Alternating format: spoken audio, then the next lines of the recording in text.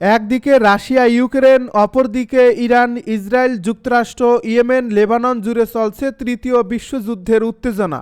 আমাদের হাতে এসেছে গুরুত্বপূর্ণ আপডেট আন্তর্জাতিক সংবাদ। শুরুতেই থাকছে ইরানের আকাশে জ্বালানি ফুরিয়ে যায় ইসরায়েলি যুদ্ধ বিমানের। এবারে জানিয়ে দিব যুক্তরাষ্ট্র থেকে ইউক্রেনে অস্ত্র সরবরাহ অব্যাহত, জানালো ক্রেমলিন। আরও থাকছে চীনা উদ্বেগের মধ্যেই পানামা খালে মার্কিন সামরিক মহড়া। এদিকে তুমি কে আমি কে রাজাকার রাজাকার স্লোগানে ফের উত্তাল ঢাবি। সব শেষে জানিয়ে দিব পুতিনকে 50 দিনের মধ্যে ইউক্রেন যুদ্ধ থামানোর আলটিমেটাম ট্রাম্পের। এতক্ষণ শুনছিলেন আপডেট সংবাদের শিরোনাম, এবারে বিস্তারিত। তবে তার আগে অনুরোধ রইল ভিডিওটিতে একটি লাইক এবং কমেন্ট করে জানিয়ে দিন ভিডিও সম্পর্কে আপনার মূল্যবান মতামত। আরও জানিয়ে দিন ভিডিওটি কোথা থেকে দেখছেন বা কোন জেলা থেকে দেখছেন। ইরানের আকাশেই জ্বালানি ফুরিয়ে যায় ইসরায়েলি যুদ্ধ বিমানের। ইরানের রাজধানী তেহরানের আকাশে এক উত্তেজনাকর মুহূর্তে বড় বিপর্যয়ের মুখে পড়ে একটি ইসরায়েলি যুদ্ধ বিমান। ইরানের আকাশসীমার গভীরে প্রবেশ করার পর ইসরায়েলি বিমান বাহিনীর একটি F-15 যুদ্ধ বিমানের জ্বালানি ট্যাঙ্কের ত্রুটি দেখা দেয়। সামনে তখন দুটি পথ খোলা ছিল, জরুরি অবতরণ অথবা মাঝ আকাশে রিফুয়েলিং। সংকটময় সেই মুহূর্তে দ্রুত সিদ্ধান্ত নিতে হয় পাইলটকে। শনিবার ইসরায়েলের জনপ্রিয় টেলিভিশন চ্যানেল 12-এ প্রকাশিত এক প্রতিবেদনে জানানো হয়, তেহরানের দিকে অগ্রসরমান অবস্থায় ইসরায়েলি বিমান বাহিনীর একটি F-15 যুদ্ধবিমান আচমকা জ্বালানি ট্যাঙ্ক সংকটে পড়ে। সাথে সাথেই এই বিষয়টি পাইলট নিয়ন্ত্রণ কক্ষকে জানায়। মিশন চলাকালে এই বিমানটির সাথে কোনো রিফুয়েলিং প্লেন বা আকাশভিত্তিক জ্বালানি সরবরাহকারী বিমান ছিল না, যার ফলে দ্রুত একটি রিফুয়েলিং প্লেন পাঠানোর সিদ্ধান্ত নেওয়া হয়। পাশাপাশি বিকল্প পরিকল্পনা নেওয়া হয়েছিল, যদি রিফুয়েলিং প্লেন সময়মতো না পৌঁছায় তাহলে এই যুদ্ধ বিমানটিকে ইরানের প্রতিবেশী কোনো দেশে জরুরি অবতরণ করাতে হবে। তবে ওই প্রতিবেশী দেশের নাম প্রকাশ করেনি প্রতিবেদনে। শেষ পর্যন্ত রিফুয়েলিং প্লেন সঠিক সময়ে এসে পৌঁছায় এবং সফলভাবে জ্বালানি সরবরাহের মাধ্যমে F-15 যুদ্ধ বিমানটিকে বড় দুর্ঘটনার হাত থেকে রক্ষা করা সম্ভব হয়। এরপর পুরো মিশন সফলভাবে সম্পন্ন হয় এবং আর কোনো কারিগরি সমস্যা দেখা দেয়নি বলে জানানো হয়েছে। এ প্রতিবেদনে আরও উল্লেখ করা হয়, ইরানের উপর আকস্মিক হামলার ঠিক আগে 13 জুন ইসরায়েলি বিমান বাহিনীর প্রধান টোমার বার একটি অভ্যন্তরীণ সভায় আশঙ্কা প্রকাশ করেছিলেন যে যুদ্ধের প্রথম 72 ঘন্টায় ইসরায়েলের অন্তত 10টি যুদ্ধ বিমান ভূপাতিত হতে পারে। তবে বাস্তবে এমন কোনো ঘটনাই ঘটেনি বলে জানায় চ্যানেল 12। অন্যদিকে ইরানি রাষ্ট্রীয় গণমাধ্যম দাবি করেছিল তারা 2টি ইসরায়েলি যুদ্ধ বিমান ভূপাতিত করেছে এবং একজন পাইলটকে আটক করছে। তবে ইসরায়েলের আরবি ভাষার মুখপাত্র অভিসাই আদ্রাই এই দাবি নাকচ করে বলেন, এটি পুরোপুরি ভিত্তিহীন। যুক্তরাষ্ট্র থেকে ইউক্রেনে অস্ত্র সরবরাহ অব্যাহত, জানালো ক্রেমলিন। ইউক্রেনকে প্যাট্রিয়ট বিমান প্রতিরক্ষা ক্ষেপণাস্ত্র দেওয়ার বিষয়ে মার্কিন প্রেসিডেন্ট ডোনাল্ড ট্রাম্পের মন্তব্যের মূল কথা হলো, কিয়েভে মার্কিন অস্ত্র ও গোলাবারুদ সরবরাহ অব্যাহত রয়েছে এবং থাকবে। ইউক্রেনে অত্যাধুনিক সামরিক অস্ত্র পাঠানোর বিষয়টি ট্রাম্প নিশ্চিত করার পর ক্রেমলিন সোমবার এমন প্রতিক্রিয়া জানালো।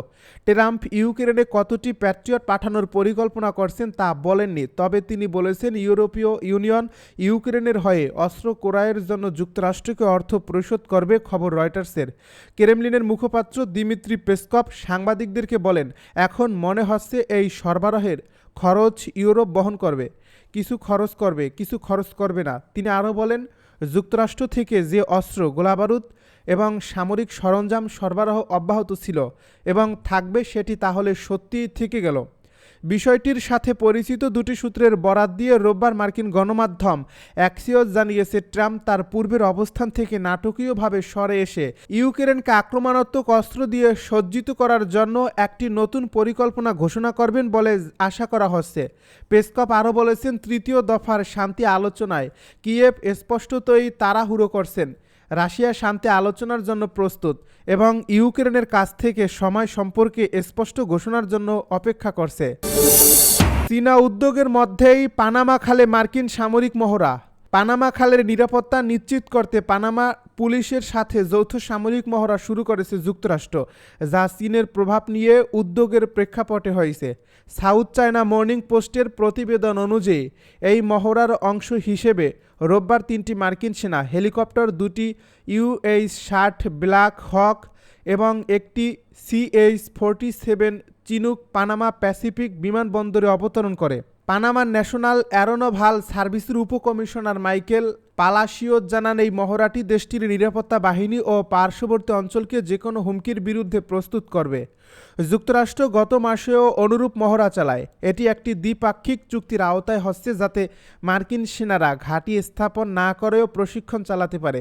তবে এই চুক্তিটি পানামায় বিক্ষোভের জন্ম দিয়েছে, বিশেষ করে এমন সময়ে যখন মার্কিন প্রেসিডেন্ট ডোনাল্ড ট্রাম্প পানামা খাল ফের মার্কিন নিয়ন্ত্রণে নেওয়ার হুমকি দিয়েছেন। ট্রাম্প দাবি করেন চীনের প্রভাব খালে অতিমাত্রায় এবং এটি মার্কিন বাণিজ্যের জন্য ঝুঁকিপূর্ণ। অন্যদিকে পানামার প্রেসিডেন্ট জোসে রাউল মুলিনো জানিয়েছেন, খালের টোল বা ফি নির্ধারণের বিষয়টি পানামা খাল কর্তৃপক্ষের এখতিয়ার। এতে বিদেশি হস্তক্ষেপ অগ্রহণযোগ্য। তুমি কে আমি কে রাজাকার রাজাকার স্লোগানে ফের উত্তাল ঢাবি। তুমি কে আমি কে রাজাকার রাজাকার স্লোগানে ফের উত্তাল ঢাকা বিশ্ববিদ্যালয়। গত বছরের এই দিনে কোটা সংস্কার আন্দোলনে অংশ নেওয়া সাধারণ শিক্ষার্থীদের উদ্দেশ্য করে রাজাকার মন্তব্য করে বসেন তৎকালীন প্রধানমন্ত্রী শেখ হাসিনা। সেদিন বিকেলে এক সংবাদ সম্মেলনে তার সে মন্তব্যের পর রাতে ঢাকা বিশ্ববিদ্যালয়ের বিভিন্ন হল থেকে শিক্ষার্থীরা মিছিল নিয়ে রাজপথে নেমে আসেন। তাদের মুখে ছিল এই স্লোগান। দিনটিকে স্মরণ করে আজও রাতের দিকে ঢাকা বিশ্ববিদ্যালয়ের শত শত শিক্ষার্থী রাজপথে নেমে সেই স্লোগান দিয়েছেন। পুতিনকে 50 দিনের মধ্যে ইউক্রেন যুদ্ধ থামানোর আলটিমেটাম ট্রাম্পের। রুশ প্রেসিডেন্ট ভ্লাদিমির পুতিনকে 50 দিনের মধ্যে ইউক্রেন যুদ্ধ থামানোর আলটিমেটাম দিয়েছেন মার্কিন প্রেসিডেন্ট ডোনাল্ড ট্রাম্প। তিনি সোমবার রাশিয়াকে কঠোর হুঁশিয়ারি দিয়ে বলেছেন, ইউক্রেন যুদ্ধ 50 দিনের মধ্যে বন্ধ না হলে রাশিয়ার বাণিজ্য অংশীদারদের বিরুদ্ধেও খুব কঠোর শুল্ক আরোপ করা হবে। হোয়াইট হাউসে সাংবাদিকদের সঙ্গে আলাপকালে ট্রাম্প বলেন, আমরা সেকেন্ডারি ট্যারিফ আরোপ করতে যাচ্ছি। যদি 50 দিনের মধ্যে কোনো চুক্তি না হয় তাহলে ব্যাপারটা খুবই সোজা, শুল্ক হবে 100%। আর সেটাই বাস্তবতা। এখন পর্যন্ত ট্রাম্প প্রশাসন বা হোয়াইট হাউস থেকে এ বিষয়ে বিস্তারিত কোনো আনুষ্ঠানিক বিবৃতি দেওয়া হয়নি। তবে বিশ্লেষকেরা মনে করছেন, ট্রাম্পের এই হুমকি রাশিয়ার উপর চাপ তৈরিতে নতুন কৌশলের অংশ, বিশেষ করে তার বাণিজ্যিক অংশীদারদের মাধ্যমে। ট্রাম্পের এ বক্তব্য এমন সময় এলো যখন ইউক্রেন যুদ্ধ 3 বছরেরও বেশি সময় পেরিয়ে গেছে এবং রাশিয়ার উপর পশ্চিমা নিষেধাজ্ঞা থাকা সত্ত্বেও দেশটি চীনের মতো মিত্রদের সঙ্গে বাণিজ্য অব্যাহত রেখেছে। বিশ্লেষকদের মতে সেকেন্ডারি ট্যারিফ মূলত সেই সব দেশকে লক্ষ্য করে দেওয়া যায় যারা নিষেধাজ্ঞার মধ্যে থেকেও সংশ্লিষ্ট রাষ্ট্রের সঙ্গে বাণিজ্যিক লেনদেন চালিয়ে যায়। এ বিষয়ে রাশিয়া বা চীনের পক্ষ থেকে এখন আনুষ্ঠানিক কোনো প্রতিক্রিয়া পাওয়া যায়নি। উপসাগরীয় দেশগুলোর সম্পর্কে যে প্রভাব ফেলছে ইরান ইসরায়েল যুদ্ধ। ইরান ও ইসরায়েলের যুদ্ধের পর থেকে আবার উপসাগরীয় অঞ্চলের দেশগুলোর সম্পর্ক কেমন তা নিয়ে চলছে আলোচনা। ইরান ও ইসরায়েলের মাঝে গত জুনে 12 দিন ধরে চলা যুদ্ধের পর থেকে আবার উপসাগরীয় অঞ্চলের দেশগুলো এরকম নীরব অবস্থানে আছে। এখন প্রশ্ন হলো, এই সংঘাত ইরানের সঙ্গে উপসাগরীয় দেশগুলোর সম্পর্কে কেমন প্রভাব ফেলছে। প্রায় 2 সপ্তাহ ধরে চলা যুদ্ধের শেষ পর্যায়ে কাতারের মাটিতে যুক্তরাষ্ট্রের আল উদেইদ বিমান ঘাঁটিতে হামলা চালায় ইরান। বিশেষজ্ঞরা বলছেন, এই হামলা ছিল নজিরবিহীন, কারণ কাতার ওই অঞ্চলে ইরানের অন্যতম শক্তিশালী মিত্র।